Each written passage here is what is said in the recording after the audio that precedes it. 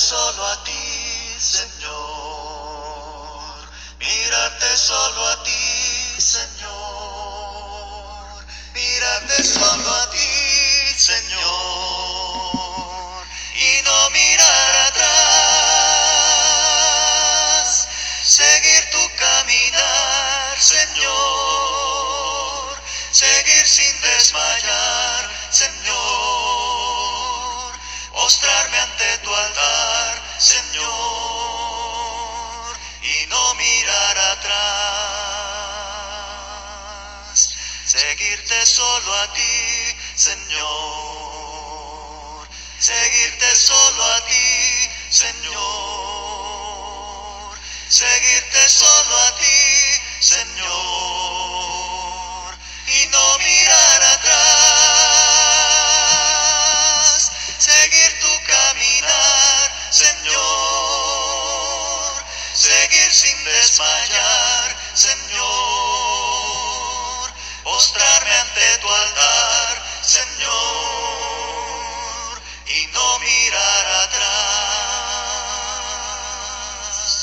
Servirte solo a ti, Señor. Servirte solo a ti, Señor. Servirte solo a ti, Señor, y no mirar atrás.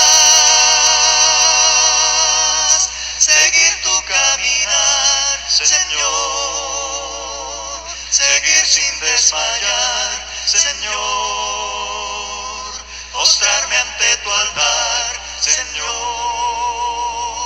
y no mirar atrás. Amarte solo a ti, Señor. Amarte solo a ti, Señor. Amarte solo a ti, Señor, y no mirar atrás. Seguir tu caminar, Señor. Seguir sin desmayar, Señor. Postrarme ante tu altar, Señor, y no mirar atrás.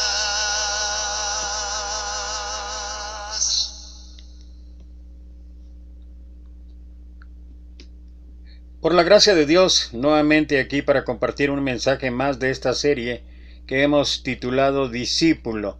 Y bueno, hoy estaremos allí en el libro o el Evangelio de Mateo, en el capítulo 25, versículo 14 al 30. Hay que recordar que estamos analizando pasajes de la última semana de nuestro Señor en la tierra, todas las enseñanzas que surgieron en esa última semana de su ministerio. Y hoy quiero compartir la parábola de los talentos. De hecho, eso es el título de este mensaje. Voy a tratar de ser breve porque quiero sobre todo hacer una reflexión no solamente de este pasaje, de los que estaremos tocando, si Dios lo permite, si la gracia del Señor lo permite, más adelante, sino de todos y cada uno de los pasajes que he compartido a través de todo este tiempo, los más de 100 pasajes que por la gracia de Dios hemos podido compartir de esta serie llamada Discípulo, o que hemos titulado Discípulo, y quiero es pertinente considerar una reflexión, hacer un análisis en cuanto a esto. Y bueno, estamos ahí en Mateo capítulo 25, versículo 14 al 30, y si bien es cierto que otra vez, porque lo que hago es estudiar un poquito, primero pues todo lo que yo he aprendido a través del ministerio, y después hacer una investigación de diversos autores, las reflexiones, el análisis que los eruditos hacen en cuanto al respecto, y después de tratar de conjuntar y sacar una reflexión que pueda ser útil. Eso es lo que busco, que la reflexión se pueda ser útil. Ahora, esto no significa, y es parte de lo que quiero tratar después, no significa que sea la verdad. Para mí nadie tiene la verdad absoluta, la única verdad absoluta la tiene nuestro Señor y está ahí en la Escritura. Pero hay ocasiones en que precisamente por eso, la dificultad de que cada quien puede razonar, o cada quien puede observar, o cada quien puede determinar alguna situación diferente. Hago esta aclaración porque lo que comparto no quiere decir, porque tiene mucho que ver la mano humana en cuanto a la interpretación del pasaje. Entonces lo comparto con el único buen deseo de que esto primero sea para honra y gloria de Dios, y también para edificación. Pero eso no significa que yo tenga la verdad absoluta, ¿no? Ya hemos hablado que los capítulos 24 y 25 constituyen el discurso final de los tiempos de nuestro Señor en la tierra. El lugar es el templo, y el tiempo es la última semana entre el domingo y el jueves previo a lo que fue su arresto y finalmente su crucifixión. Las autoridades religiosas ya se sentían incómodas con Jesús antes de su entrada triunfal el domingo anterior, pero la aclamación que recibió ese día y la subsecuente purificación que hizo del templo solamente logró que su antagonismo se endureciera. Hicieron varios intentos de hacer caer a Jesús con preguntas difíciles. Qué interesante es esta observación. Esto lo podemos ver en capítulo 21, versículo 23, capítulo 22, versículo 15, capítulo 22, versículo 23 al 28 y capítulo 22, versículo 34 al 36. Pero realmente no tuvieron éxito, ni lo tendrían jamás. Uno no puede cuestionar los planes y los propósitos de Dios. El capítulo 23 es la denuncia que Jesús hace de los escribas y fariseos y su lamento sobre Jerusalén. Y hay que recordar particularmente aquí en este capítulo 23 que está dirigido total y absolutamente a los fariseos y a los escribas y a los líderes religiosos de aquel tiempo, por la posición que ellos ocupaban. Y hay un principio también de advertencia para aquellos que compartimos mensajes. Jesús habló ahí: ay de vosotros, escribas y fariseos hipócritas. Una de las cuestiones que trata ahí nuestro Señor en cuanto a ser hipócrita es porque atan cargas difíciles de llevar en otros que ni ellos mismos pueden llevar. Y este es el punto, que en muchas ocasiones no es el conocimiento, no es la sabiduría, no es la inteligencia, no son los dones, los talentos, los que pueden hacer la diferencia entre una vida consagrada a Dios y otra que no lo es. Pero además de eso, nadie puede determinar quién sí y quién no. Eso solamente le corresponde al Señor. El discurso del maestro incluye varias parábolas que enfatizan estar preparados para el regreso del Señor. Y bueno, el juicio central en todas estas últimas 4 parábolas que hemos compartido, y nos falta todavía la última, es la inesperada naturaleza del regreso del Señor. Y por eso es importante la preparación, por eso es importante estar preparados. Dado el tiempo del año, el de las campañas financieras, el predicador estará tentado a convertir esta parábola en un sermón de mayordomía que enfatizará usar nuestros dones, o sea, dinero, tiempo y talento, para el servicio de Dios. El verdadero énfasis de esta parábola, sin embargo, no es la mayordomía del dinero, sino del Evangelio, aunque hay quien pueda afirmar todo lo contrario. Por eso hablaba y decía que la interpretación, que el aprendizaje, que el escrutinio, que finalmente la decisión es personal, es de cada quien y de acuerdo a su investigación particular que cada uno lleve a cabo. Hoy día, cuando escuchamos la palabra talento, tendemos a pensar en una habilidad especial como el talento musical. Ese significado viene a través de esta parábola y se deriva de ella. Sin embargo, durante el tiempo de Jesús, un talento era una medida de peso y después de dinero. No tenía nada que ver con las habilidades. Esta parábola es similar a la de las 10 minas de Lucas capítulo 19, versículo 11 al 27, pero hay diferencias importantes. En Lucas, cada siervo recibe 10 minas y cada mina pesaba aproximadamente 10 ciclos, según la interpretación de Loquier, un hombre, allá en el año 1097, así que el total que se le dio a cada siervo fue de 500 ciclos, una cantidad mucho menor que los 1 a 5 talentos, que podrían ser 3,000 a 15,000 ciclos de la parábola de Mateo. La narración en Lucas nos enseña que los siervos de Dios tienen una tarea básica, la de vivir la fe. La de Mateo comienza con el hecho de los diferentes dones que hallamos en los siervos de Dios y manifiesta la manera en que ellos usan o no usan estos dones. Dadas estas diferencias, es mejor tratar estas parábolas por separado en lugar de tratar de hacerlo con referencias cruzadas.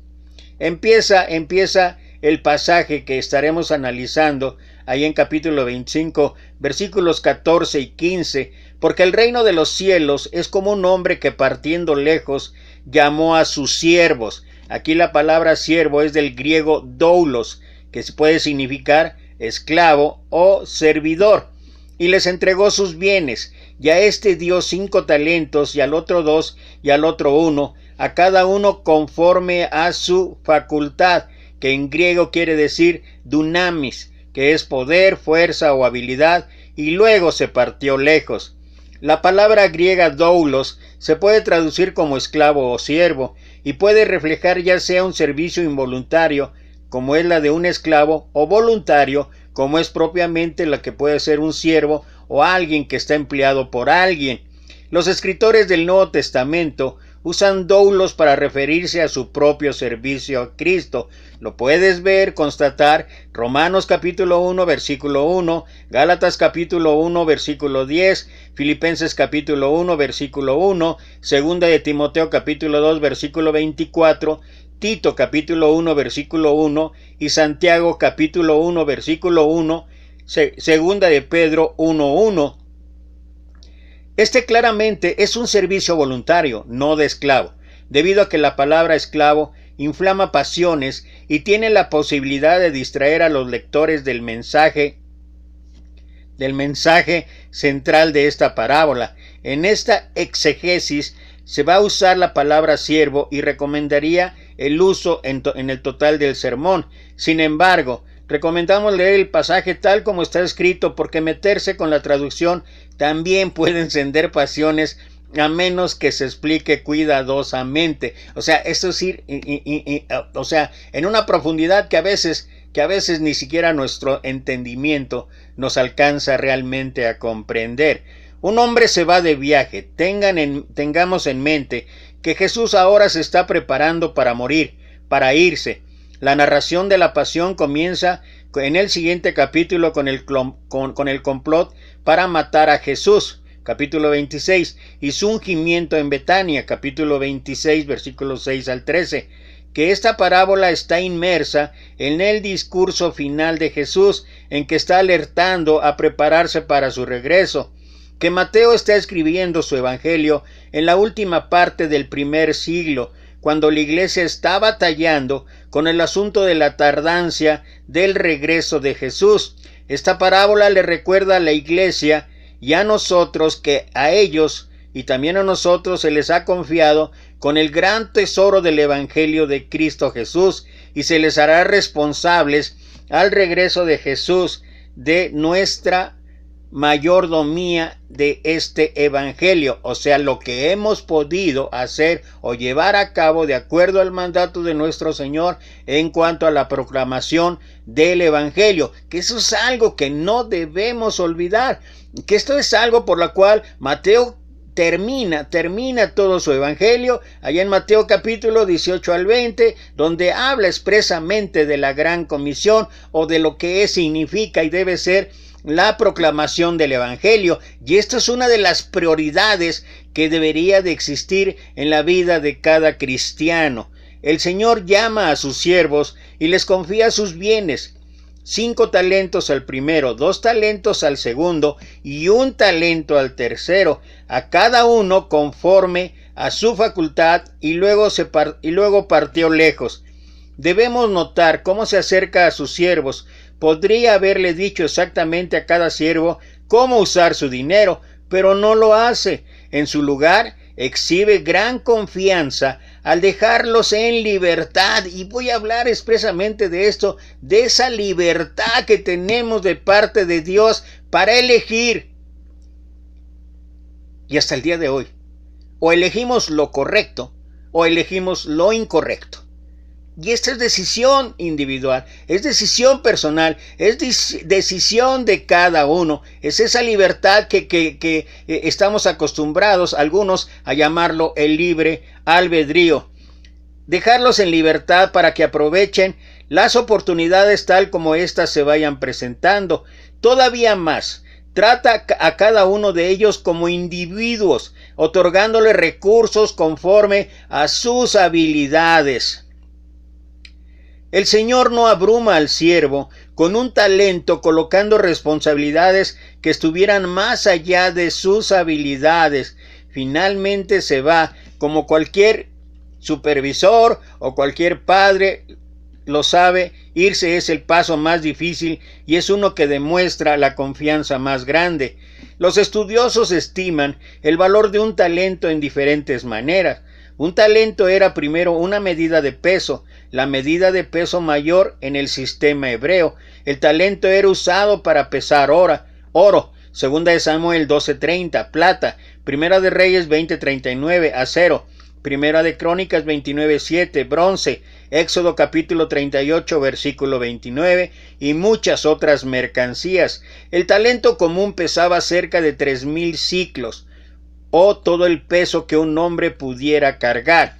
Con el tiempo, un talento significó una cierta cantidad de dinero, probablemente 6,000 denarios. Esto es de acuerdo a algunos que han estudiado esto. No quiere decir que esto sea la verdad absoluta. En la parábola de los labradores de la viña, nos damos cuenta de que un denario era el salario de un día para un trabajador. Capítulo 20, versículo 2. Por lo tanto, 6,000 denarios representaban de 15 a 20 años de salario para una persona normal. El valor preciso del talento es menos importante. Lo que en realidad es importante es que es una gran suma de dinero, un montón para decirlo así. Incluso el siervo al que se le da un solo talento recibe un tesoro bastante sustancial. Notemos que en los dos párrafos nos referimos a dos diferentes monedas, ciclos y denarios. El ciclo era usado desde el tiempo de Abraham, Génesis capítulo 23, versículo 16. El denario era la moneda romana usada en los tiempos de Jesús. Preferiría que usemos una sola para explicar esta parábola, pero podemos vernos en la necesidad de usar ambas aquí. Versículos 16 al 18. Y al que había recibido 5 talentos se fue, que significa en griego euteos, inmediatamente, y granjeo, griego, es igual a kerdesen, ganó, obtuvo con ellos, e hizo otros 5 talentos. Asimismo, el que había recibido 2, ganó también él otros 2, mas el que había recibido 1, fue y cavó en la tierra y escondió el dinero de su señor. El siervo que recibió 5 talentos fue a trabajar inmediatamente. Aquí encontramos un sentido de entusiasmo y de disposición. Nadie tiene que encender un fuego debajo de este siervo. Está emocionado porque se le confía con un gran tesoro, con hacer algo positivo, con probarse a sí mismo. Puso sus 5 talentos a trabajar y ganó 5 talentos más. En el griego la palabra euteos, o sea, al momento o inmediatamente, o es la última palabra del versículo 15, es la primera del 16. Si la contamos como parte del versículo 15, significa que el Señor se fue inmediatamente. Si la ponemos en el inicio del versículo 16, significa que el siervo que recibió los 5 talentos salió inmediatamente para poner su dinero a trabajar. Mientras que se puede poner la palabra en ambas posiciones, incluir euteos en el versículo 16 está más de acuerdo con el contexto. Al ser la primera palabra de una oración, lleva un peso especial porque enfatiza algo.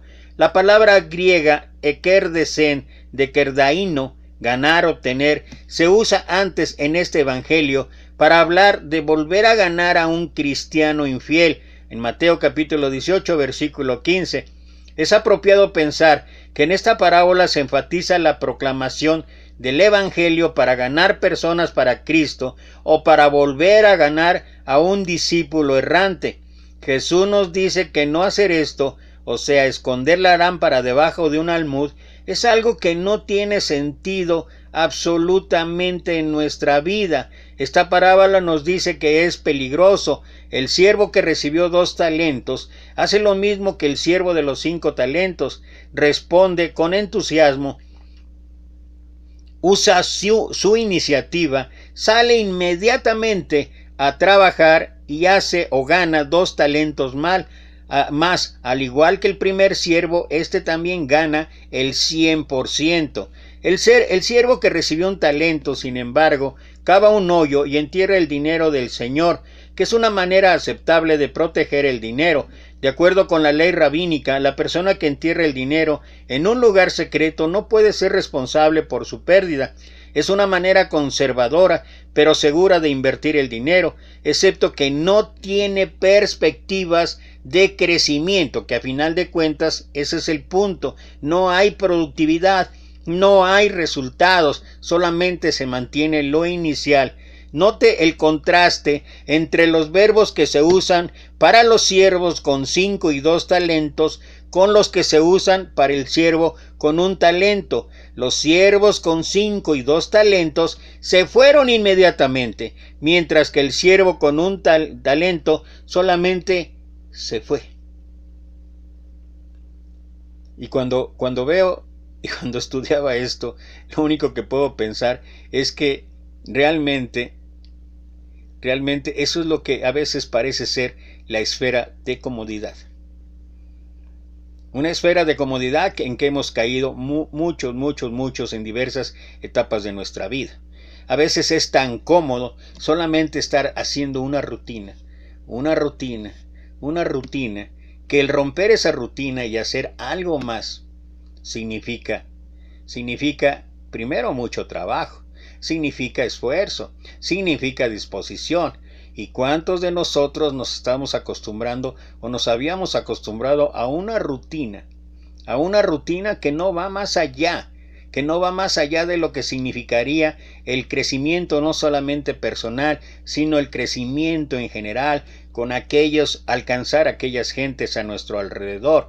Y de pronto nos volvimos cristianos de domingo. O cristianos en muchos sentidos solamente de 1 o 2 ocasiones. ¿Y eso por qué? Pues porque es cómodo esa esfera, porque es cómodo que no te exijan más. Y como no tenemos como aquí, porque esto no lo hacemos en el trabajo secular. En el trabajo secular no te dicen, bueno, pues con 1 o 2 días que venga a trabajar va a recibir su remuneración, va a recibir su pago. Eso no lo hacemos ahí.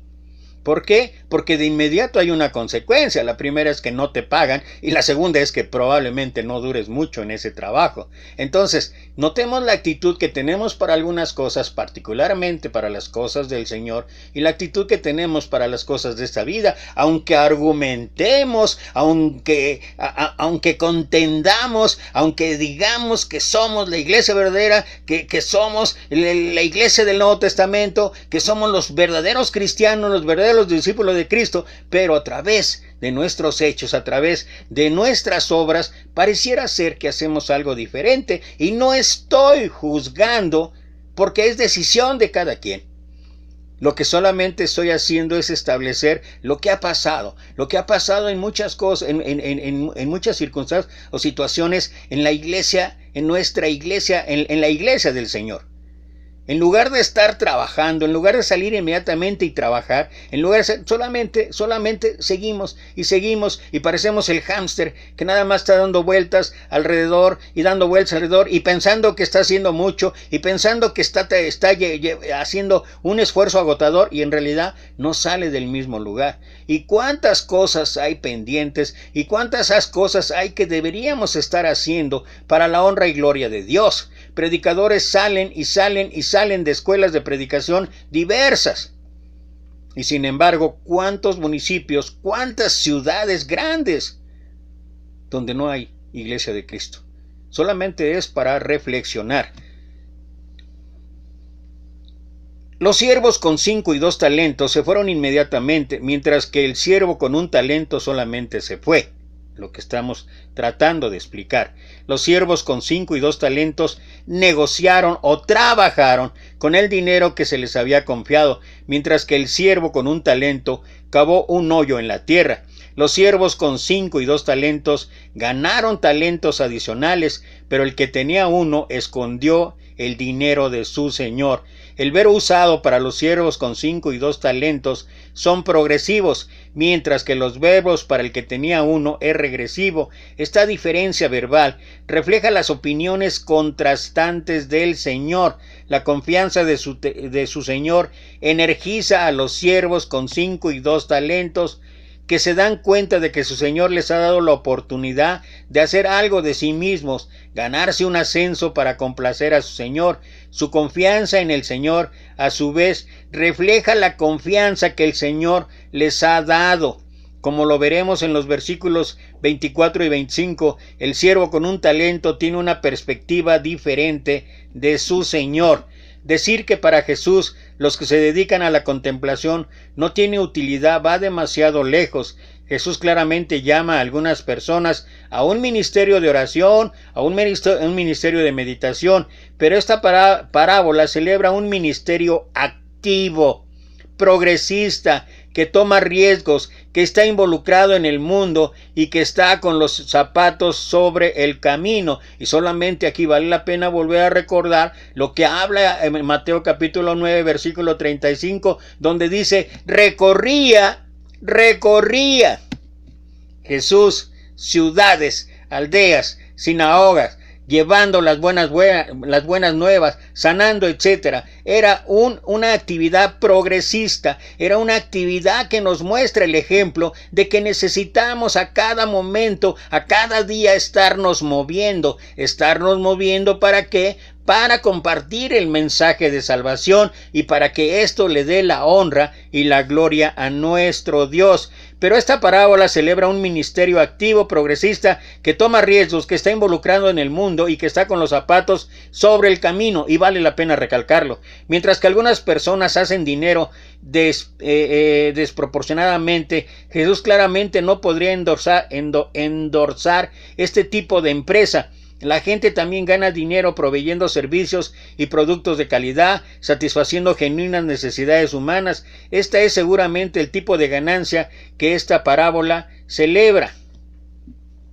Versículos 19 al 23. Después de mucho tiempo vino el Señor, griego Kyrios, Señor, de aquellos siervos e hizo cuentas con ellos. Y llegando el que había recibido 5 talentos, trajo otros 5 talentos, diciendo, Señor, 5 talentos me entregaste, he aquí los otros 5 talentos he ganado sobre ellos. Y su señor le dijo, bien, buen siervo y fiel, sobre poco has sido fiel, sobre muchos te pondré. Entra en el gozo de tu señor. Y llegando también el que había recibido 2 talentos, dijo, Señor, 2 talentos me entregaste, he aquí otros 2 talentos he ganado sobre ellos. Su señor le dijo, bien, buen siervo y fiel, sobre poco has sido fiel, sobre mucho te pondré. Entra en el gozo de tu señor. Y después de mucho tiempo, empieza ahí Mateo diciendo, es muy consciente del retraso, del regreso de nuestro Señor Jesucristo.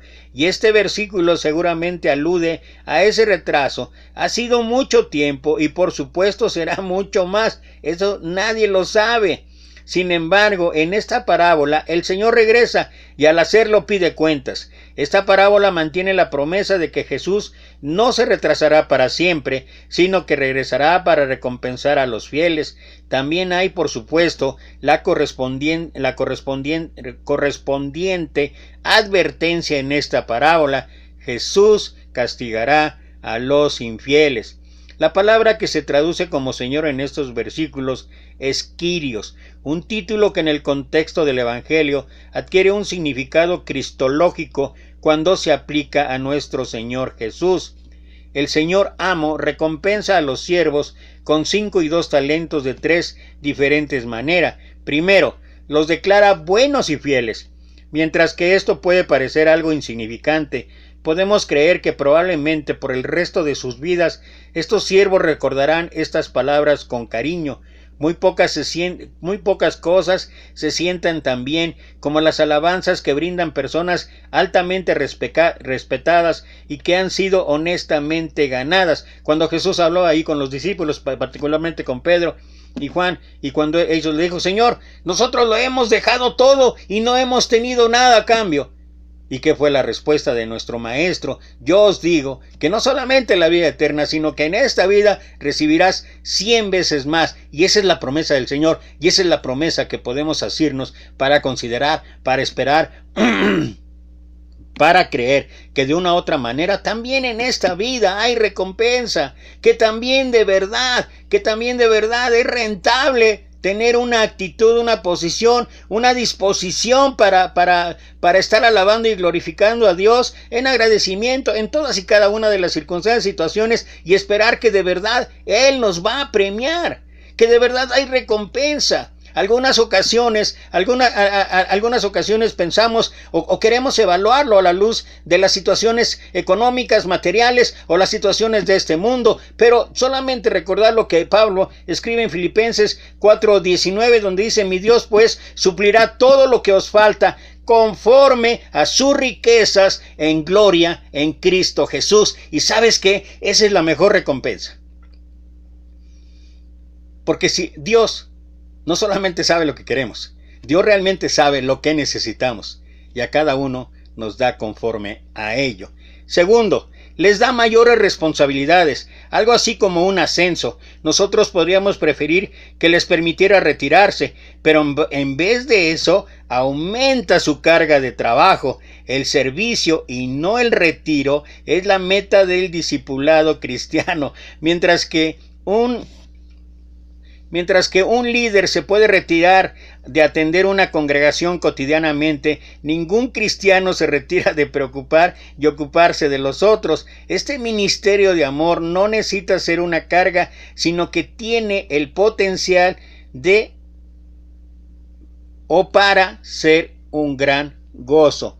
Tercero, les dice: entra en el gozo de tu Señor. El Señor recompensa a estos dos siervos de igual manera, aunque uno ha ganado 5 talentos y el otro solamente 2, si somos de veras numéricos, o si somos matemáticos, o si lo vemos desde esa perspectiva, vamos a decir: ay, ¿cómo? El otro ganó más, ganó 5 y este nada más 2, aunque haya recibido uno 5 y otro 2, pero ¿cómo? Bueno, la palabra que les dirige el Señor a ambos siervos son exactamente las mismas. Versículos 21 y 23. Ambos siervos duplicaron su dinero y en ese sentido los resultados son parejos. Sin embargo, este señor claramente no es alguien que cuenta los frijoles y podemos estar seguros que será justo, incluso generoso, con cualquiera que dé lo mejor de sí, incluso si uno llega a obtener una gran ganancia. Versículos 24 al 28. Y llegando también el que había recibido un talento, dijo: Señor, mira la actitud ahora del otro siervo. Señor, te conocía que eres un hombre duro, que ciegas donde no sembraste y recoges donde no esparciste. Y tuve miedo, y fui y escondí tu talento en la tierra. He aquí tienes lo que es tuyo.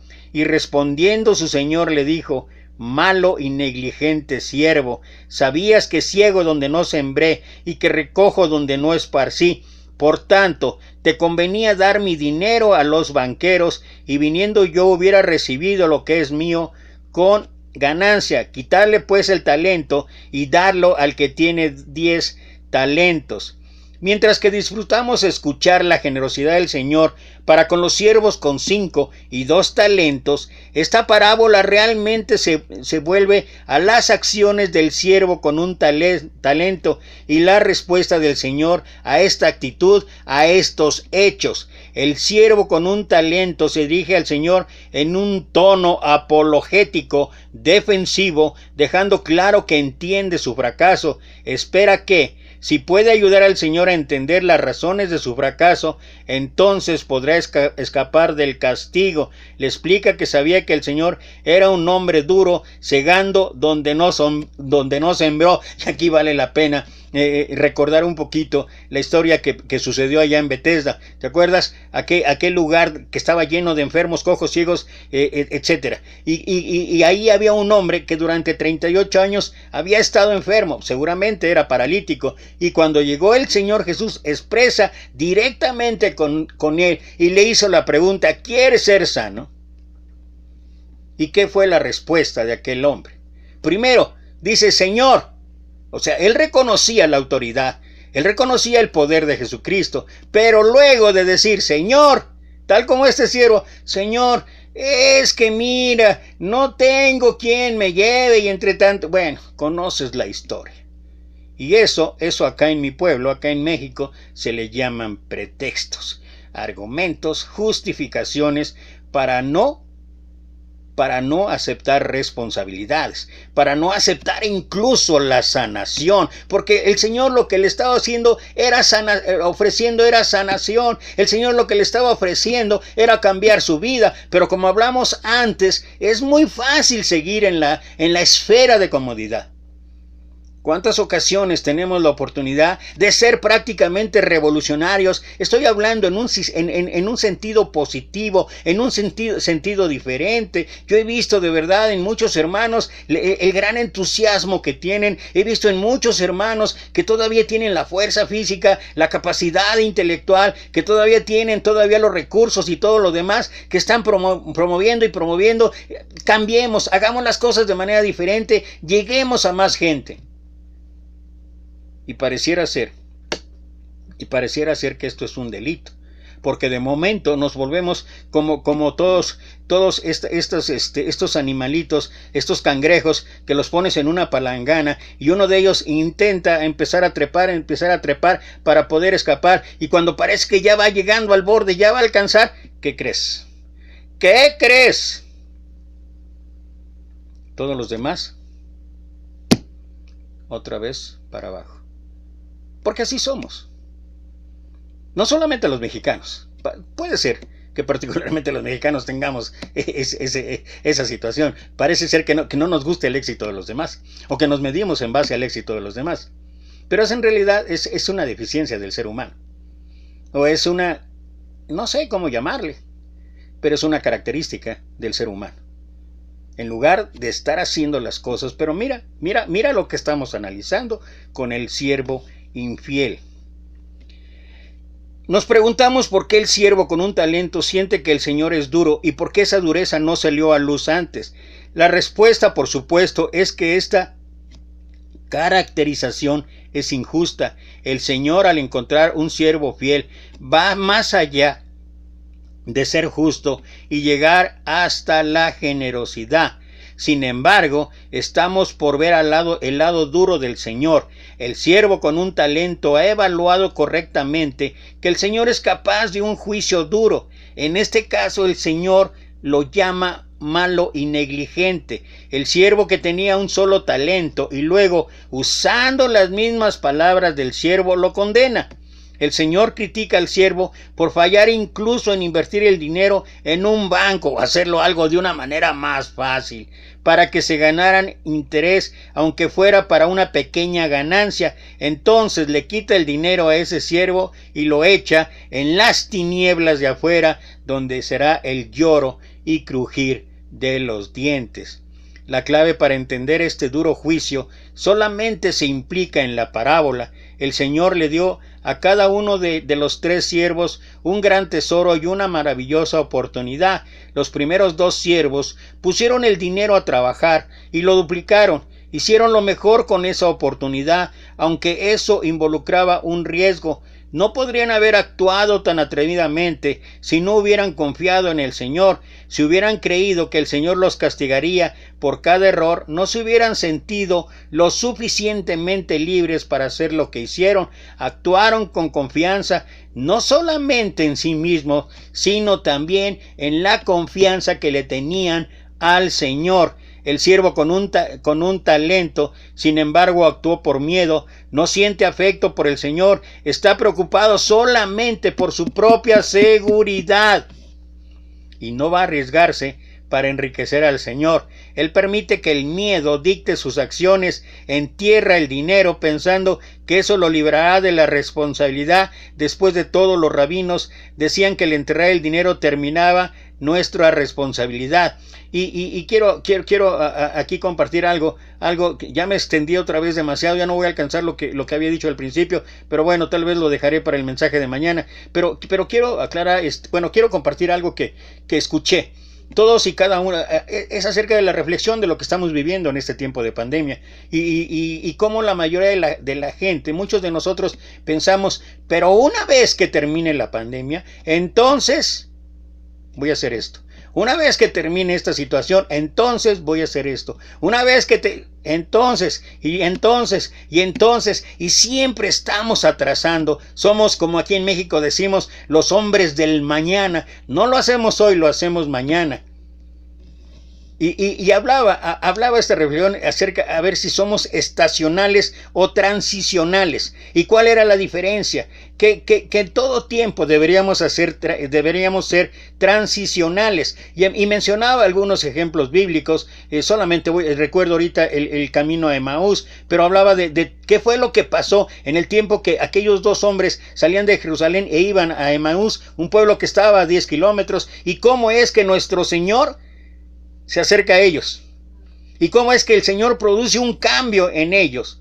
Es cierto que este cambio concluye ahí cuando llegan a Emaús, empieza a comer con ellos, y cuando Él ora, ellos, dice, son abiertos sus ojos.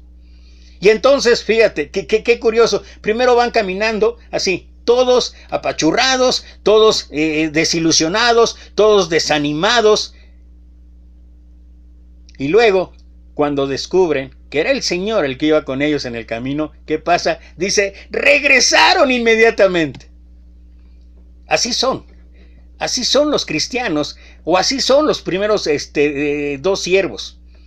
Salieron inmediatamente, trabajaron inmediatamente, y solamente para reflexionar, ¿qué es lo que estamos haciendo nosotros? Ya que regresemos a la normalidad, ya que volvamos otra vez a nuestra estación de la esfera de comodidad en que yo pueda estar allí en mi congregación, y si soy predicador desde el púlpito, dar grandes enseñanzas, dar grandes sermones, dar grandes cosas, entonces sí, ahora sí, voy a cumplir. Oye, ¿y si no acaba nunca la pandemia? ¿Cuándo va a llegar ese tiempo? Hoy es un tiempo de oportunidad. ¿Cuántos hermanos, de verdad? ¿Cuántos hermanos? Yo mismo, ¿cuántos tuvimos que reaccionar y decir, ¿qué estamos haciendo? Por lo menos ponte a compartir mensajes. Pueden ser no tan excelsos, pueden no estar llenos de sabiduría y conocimiento, pero hay que hacer algo. Hay que movernos en algo. Y creo que a veces, y vuelvo a insistir, yo creo que a veces la esfera de comodidad es lo que nos lleva a ser cristianos estacionarios. Nos movemos por estaciones, y hasta que no acabe la estación, entonces vamos a cambiar. Hasta que no llegue, si es el verano, pues hasta que no lleguen las lluvias tendremos el paraguas preparado. Y esto no es así, y yo creo que esto es una de las enseñanzas que podemos sacar de esta parábola. Versículos 29 y 30, y creo que ya me extendí demasiado, creo que lo voy a tener que concluir aquí, versículos 29 y 30. Porque a cualquiera que tuviere le será dado y tendrá más, y al que no tuviere, aún lo que tiene le será quitado. Y al siervo inútil echarle en las tinieblas de afuera, allí será el lloro y el crujir de dientes. Este señor, sin embargo, no tiene paciencia con el siervo negligente. Es cierto que le da a este siervo una cantidad menor que a los otros dos, pero era a pesar de todo una pequeña fortuna.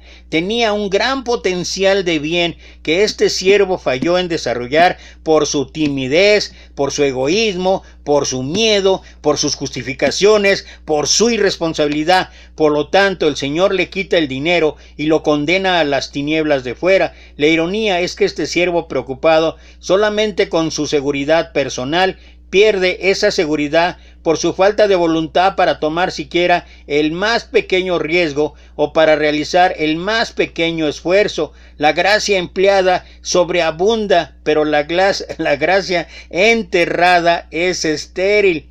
Como ya Jesús lo dijo antes, el que hallare su vida, la perderá, y el que perdiere su vida por causa de mí, la hallará. Capítulo 10, versículo 39. El evangelio que se nos confía son buenas nuevas de un Dios que arriesga incluso a su propio Hijo para redimir a la humanidad.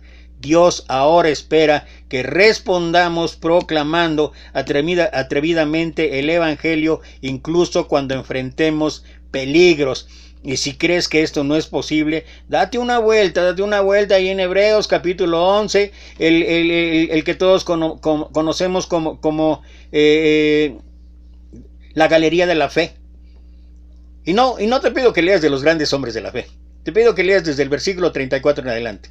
Hombres comunes, corrientes como yo, no voy a decir de todos, comunes y corrientes como yo, donde pusieron su propia vida, pero no se negaron a aceptar la dignidad del Maestro, no se negaron a aceptar la cruz del Maestro, y aunque fueron aserrados, o sea, partidos, fueron perseguidos, los metían en cuevas o se escondían en cuevas y todo, dice, aunque no alcanzaron lo prometido. Fíjate, todavía, aunque no alcanzaron, bueno, o sea, y como eso hay a este Esteban, el primer mártir.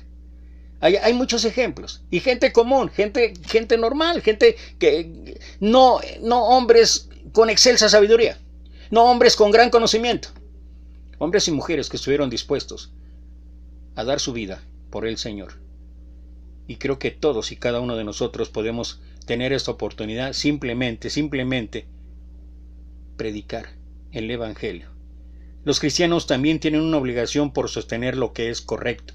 La persona con un solo talento siempre es tentada a creer que no puede lograr nada significativo. Si vive en la Alemania de Hitler, se calla cuando debería hablar, por su ausencia, no por su crimen directo. Es un aliento para la desafiante maldad. Falla en ver qué tanto se le necesita. La persona con un talento es una nota del piano, pero si falla para tocar, puede llevar al fracaso. Eso es lo que piensa un filósofo. Tal vez no es la humildad la que Jesús ataca aquí, sino la timidez, particularmente la timidez para proclamar el evangelio. No nos ha dado Dios espíritu de cobardía, sino de poder, amor y dominio propio. Es lo que escribió Pablo a Timoteo, segunda carta, capítulo 1, versículo 7. Y bueno, como dije, ya me extendí. Solamente recordar lo que versículo 29, porque a cualquiera que tuviere le será dado y tendrá más, y al que no tuviere, aún lo que tiene le será quitado. Esto no es popular al predicar entre personas que premian la igualdad, pero Mateo probablemente quiere moralizar para decir que los dones no usados se atrofian y que los dones que ejercitan se desarrollan. Y quiero terminar ya con esto, lo que Pablo escribió en Romanos capítulo 1, versículo 16, porque no me avergüenzo del evangelio, que es... Fíjate. Y si vas a Efesios 2, 8 al 10, pareciera ser una copia. Que es poder de Dios para salvación al judío primero, a todo aquel que cree, al judío primeramente y después al griego. O sea, hasta el mismo poder, hasta la misma habilidad, hasta el mismo talento, hasta el mismo don, hasta equiparnos con herramientas, con instrumentos, hasta hacer todo lo posible. Nos lo ha dado Dios. ¿Y luego qué pasa? Bueno, cada uno, como dije antes, cada uno. Y esto es algo que en particular voy a tocar, voy a salirme un poquito de lo del ministerio de nuestro Señor, de la serie de discípulos, pero mañana quiero hablar acerca de esto, de algo que yo llamo absolutismo. Y el absolutismo es algo que ha dañado permanentemente a la humanidad. O sea, cuando aquel quiere creer que lo que él dice es la razón total. Pero ese es asunto de otro mensaje. Lo que quiero enfatizar el día de hoy y volver otra vez al día de hoy es que Dios nos ha preparado. Dios de verdad nos equipa. ¿Para qué? para que, si pues coméis o bebéis o hacéis otra cosa, hacedlo todo para la gloria de Dios.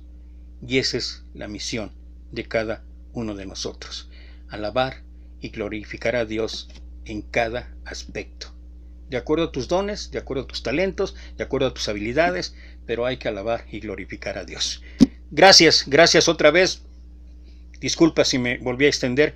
Gracias otra vez. Y bueno, tú sabes, tenemos una invitación diaria a 2:30 de la tarde. Facebook, Experiencias Cristianas. Estamos en la serie Discípulo, aunque mañana ya avisé, estaré tocando otro tema que se me hace importante, sobre todo en esta parte última del ministerio de nuestro Señor Jesús. Gracias. Mientras tanto, te mando 1,000,000 de bendiciones.